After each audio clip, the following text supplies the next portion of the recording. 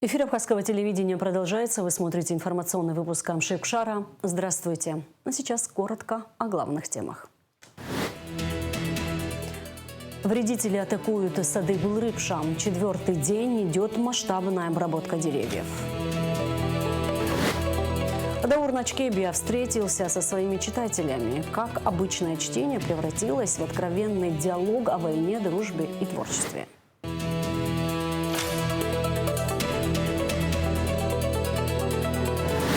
Сухумское музыкальное училище отремонтирует к началу 2027 года. Демонтаж внутри здания уже завершен. Сейчас идет замена кровли.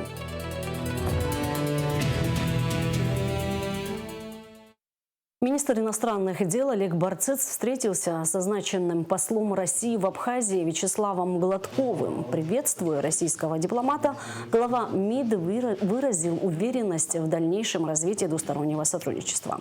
Барцец подчеркнул, что российско-абхазские отношения находятся на высоком уровне, а Россия остается главным союзником Абхазии и гарантом ее безопасности. В свою очередь Вячеслав Гладков подчеркнул, что назначение послом в Абхазию является для него большой ответственностью. От лица всего коллектива Министерства иностранных дел Республики Абхазия и от себя лично хочу вас сердечно поприветствовать в нашей стране и пожелать высоких успехов на этой весьма ответственной должности, которую вы теперь занимаете. Мы связываем с началом вашей работы в республике очень большие надежды. Наше сотрудничество сегодня проистекает на очень высокой, исторически высокой планке, носит всеобъемлющий глобальный характер, что, безусловно, жизненно важно для небольшой страны, каковой является Абхазия, для ее народа. И я уверен, что посольство Российской Федерации, нашего главного стратегического союзника, партнера, страны-друга, под вашим руководством будет еще более успешно решать весь тот многогранный комплекс задач, целей, которые находятся в нашей двусторонней повестке. Мы нацелены на очень конструктивную и в то же время очень результативную работу. Безусловно, рассчитываю на вашу помощь, потому что дипломатическая работа — начало нового этапа в моей биографии, но уверен, что главная цель — это выстраивание добрых взаимоотношений между нашими народами, между нашими независимыми государствами. Это главная цель, главный путь, по которому мы с вами идем. И взаимодействия, они действительно многогранные. И они увеличиваются как в объеме, так и в рамках деятельности ФАИЛ, федеральных органов исполнительной власти. Готовясь к приезду в Абхазию, я встретился со всеми руководителями отдельных проектов по министерствам правительства Российской Федерации, внимательно познакомился с теми направлениями, которые сейчас стоят в зоне ответственности и контроля федеральных министерств. Очень подробно проговорили и с Сергеем Сергеевичем Кравцовым, и с Михаилом Альбертовичем Мурашко. Встретились с заместителями министров культуры, строительства, транспорта. Встретились с другими руководителями органов исполнительной власти. Все нацелены на результативность. Поэтому надеюсь, что наши совместные усилия, они приведут к результату. Тегеран не позволит Вашингтону вмешиваться в управление Ормузским проливом. Такое заявление сделали в военном командовании Ирана на фоне возобновления ударов США. Ранее американский президент Дональд Трамп заявил, что США намерены обеспечивать безопасность Ормузского пролива и брать за это плату. Кроме того, он утверждает, что Штаты планируют жесткие удары по Ирану. Тем временем обмен ударами между двумя странами продолжается вторую ночь подряд. Новый виток эскалации начался после того, как американский лидер заявил о прекращении действий меморандума о взаимопонимании. Соглашение должно было послужить окончанию боевых действий. Подробности в репортаже корреспондента Арти. Корпус стражи Исламской революции продолжил наносить удары возмездия по военным базам США в регионе, заявив, что крупные удары были нанесены по американским военным объектам в Кувейте, Бахрейне и Иордании после возобновления Вашингтоном бомбардировок целей вдоль южного побережья Ирана. Тегеран заявляет, что не потерпит дальнейшего вмешательства США и военного присутствия в регионе в будущем. Тем временем американские военные сообщают, что они также нанесли удары по различным целям внутри страны, в основном по системам противовоздушной обороны. Согласно сообщениям иранских СМИ, взрывы были слышны на юге страны. Это уже вторая ночь подряд, когда удары американской армии продолжаются. В результате последней атаки США погибли 2 человека. Растет и напряжение в самом регионе. После последних иранских ответных ударов Оман вызвал иранского посла в знак протеста против последних атак. Министерство иностранных дел Катара также осудило ответные удары Ирана, рассматривая это как явное нарушение международного права. Но Иран, тем не менее, настаивает на том, что эти шаги являются оборонительными и утверждает, что на самом деле Иран не стремится к более широкому конфликту, но предупредил региональные страны о том, что любой вид взаимодействия и координации с военно-воздушными силами США в атаке на Иран, включая разрешение на использование их территорий против Ирана в рамках любой военной операции США, будут иметь последствия для них самих. Последняя эскалация произошла после того, как Иран атаковал коммерческие суда, пытавшиеся пройти через Ормузский пролив. Иран утверждает, что все корабли, которые подверглись атаке, проигнорировали предупредительные выстрелы. И именно поэтому их заставили остановиться, атаковав, поскольку они следовали по несанкционированному маршруту, определенным вооруженными силами Ирана. Это также усугубило неопределенность относительно судьбы Ормузского пролива, который является одним из самых жизненно важных транспортных узлов в мире. Вооруженные силы Ирана объявили, что Ормузский пролив временно закрыт до тех пор, пока Соединенные Штаты не прекратят свое вмешательство в регион. Но президент США Дональд Трамп настаивает, что Ормузский пролив все еще открыт. И, конечно же, последняя волна эскалации между двумя сторонами вызвала шоковые волны на глобальных энергетических рынках. И цена на нефть марки Brent поднялась до $79 за баррель. Согласно последней статистике, в четверг через Ормузский пролив прошло почти 22 судна, по сравнению со 130 суднами, проходящими через этот пролив ежедневно, до начала войны между Ираном и Соединенными Штатами и Израилем. Теперь существует неопределенность относительно судьбы перемирия между двумя сторонами. На прошлой неделе президент США Дональд Трамп заявил, что соглашение о прекращении огня с Тегераном больше не действует. В свою очередь, министр иностранных дел Ирана объявил, что Соединенные Штаты несут ответственность за нарушение меморандума о взаимопонимании, подписанного между Тегераном и Вашингтоном. Теперь же с последним обменом ударов между двумя сторонами и обострением риторики нам остается только ждать и смотреть, каковы будут следующие шаги обеих сторон в ближайшие дни. Директор МУП горстрой администрации Чимчирского района Руслан Квициня и его заместитель Астамор Кекискири освобождены от занимаемых должностей в связи с выявленными нарушениями прокуратуры Чимчирского района, сообщает пресс-служба Генпрокуратуры. Установлено, что фактически выполненный объем работ по благоустройству набережной на участке от школы искусств до кафе «Волна» в городе Чимчира не соответствует объему работ, указанному в акте приемки выполненных работ. Невыполненные работы по укладке тротуарной плитки на участке набережной составили 1773 квадратных метров на сумму 2 421 000 рублей. Кроме того, за халатное отношение к исполнению служебных обязанностей и ненадлежащий контроль за деятельностью указанного предприятия должностные лица администрации Чимчирского района предупреждены о недопустимости подобных нарушений и о привлечении дисциплинарной ответственности в случае их повторного совершения. По требованию надзорного органа администрации Чимчирского района приняты меры по завершению благоустройства объекта. В селе Гума открыли памятник 11 героям, павшим в июльском наступлении. Идея создания этого памятника принадлежит Зинаиде Попцава, потерявшей в Отечественной войне народа Абхазии мужа и сына. А сама она не успела завершить задуманное из-за тяжелой болезни, забравшей ее жизнь. Однако ее благородное начинание было продолжено Адгуром Хагуш и Надаром Цишба. На открытии присутствовали не только родные и близкие павших героев, ветераны войны, старейшины села, но и школьники, прочитавшие трогательное стихотворение в память о героях. Среди собравшихся была и сестра Зинаиды Эмма Кодзаева. В завершении митинга люди возложили цветы к монументу, на котором высечены имена сыновей, братьев и отцов.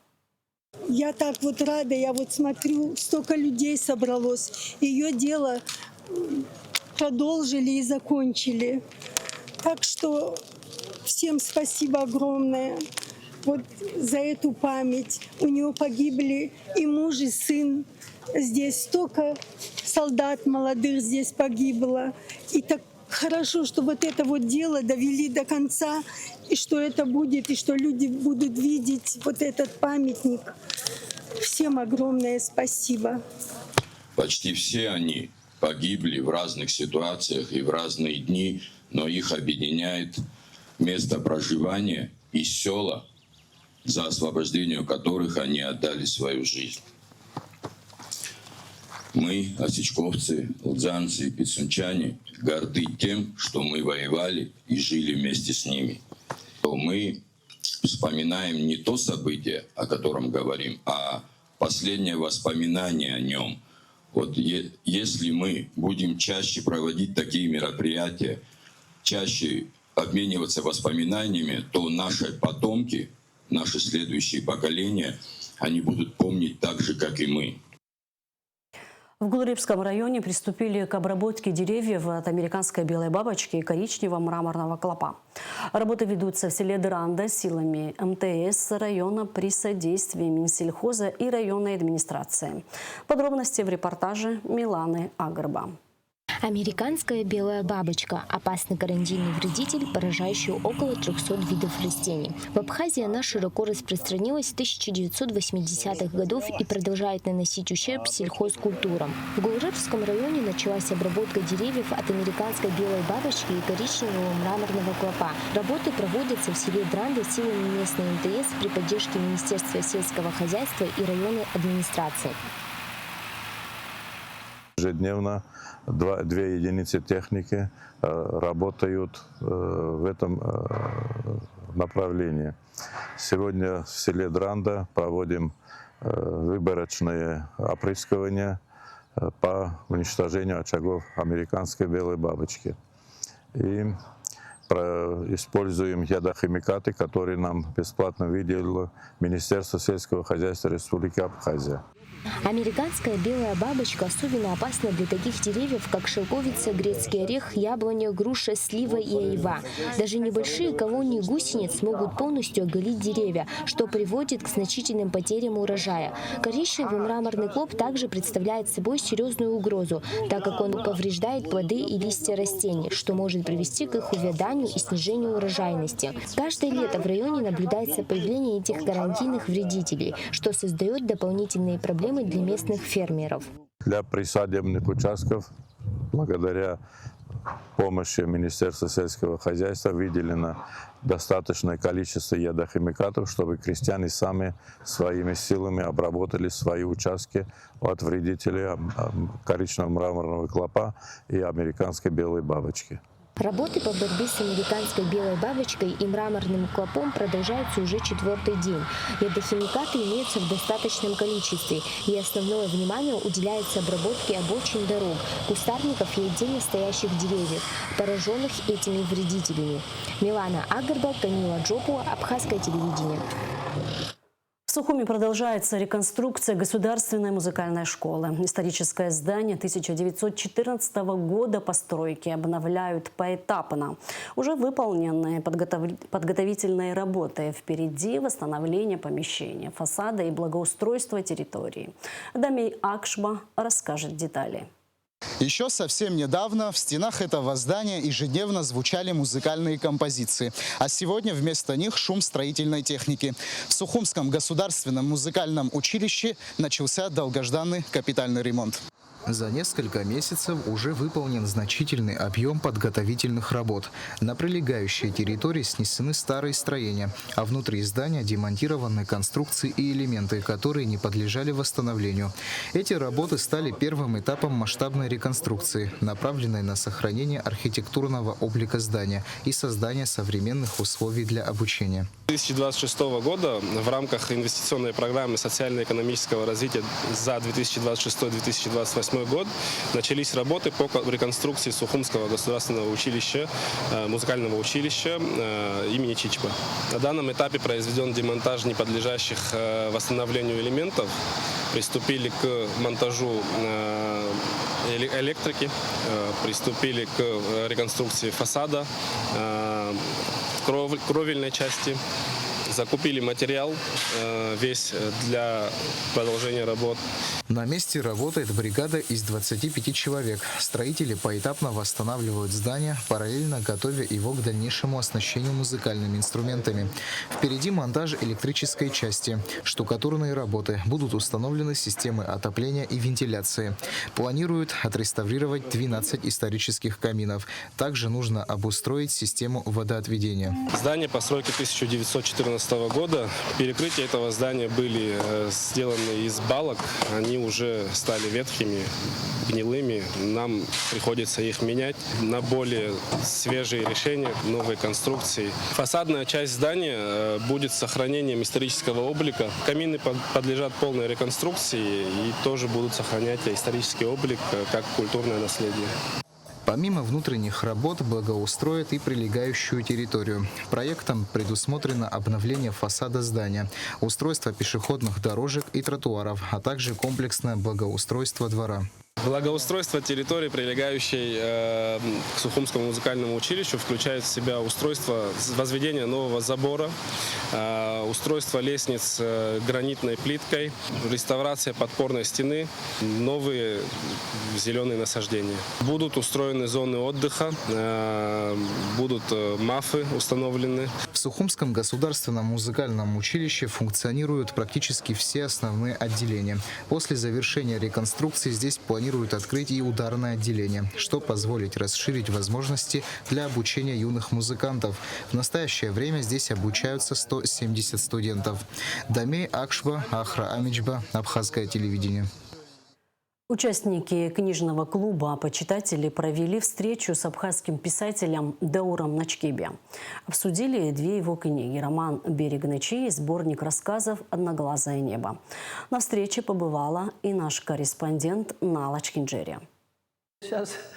Цель книжного клуба «Почитатели» – превращать каждое чтение книги в увлекательный диалог. Последней настольной книгой участников клуба стали два издания писателя Даура Начкебе. На встрече книголюбы обсудили с самим автором его роман «Берег ночи» и сборник рассказов «Одноглазое небо». Герой в этом эпизоде, как мне кажется, пришел не к тому, что он желал этой смерти. Вот эта часть «Приятна смерть», он к ней был готов и на тот момент уже не испытывал страха смерти. Это как полностью испытать полноту жизни, как сам цветок. Выполнил свою миссию на земле, отдал запах, отдал красоту и принял смерть как продолжение жизни, если можно так сказать. Я очень люблю книги, чтение. Для меня это вообще... У меня очень много книг. Я примерно посчитал около 5000 книг. Половина здесь в городе, половина в деревне. Я пытался читать электронные книги и даже купил несколько электронных этих, как называется, книг.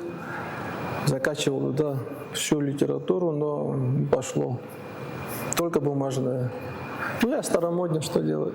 Читательскому клубу уже 6 лет, и, можно сказать, это первая встреча с автором книг в таком масштабе. Книга «Берег ночи» – пронзительное произведение о войне. Роман рассказывает о друзьях, которые воевали на разных фронтах. Один из них хотел стать писателем, но погибает. Тема смерти отчетливо прослеживается в рассказах автора, что дает повод для философских размышлений. В русской литературе я считаю двух совершенно непостижимыми писателями, несовершенными гениями. Это Андрей Платонов. А Пушкин, он вне всех этих категорий. Я каждый год перечитываю «Мертвые души». Я считаю, это, наверное, неправильно, конечно, но все равно я считаю, что это, если не самая главная книга на планете, то одна из самых великих книг. Родное абхазское – это другое. Там другой градус, другой накал.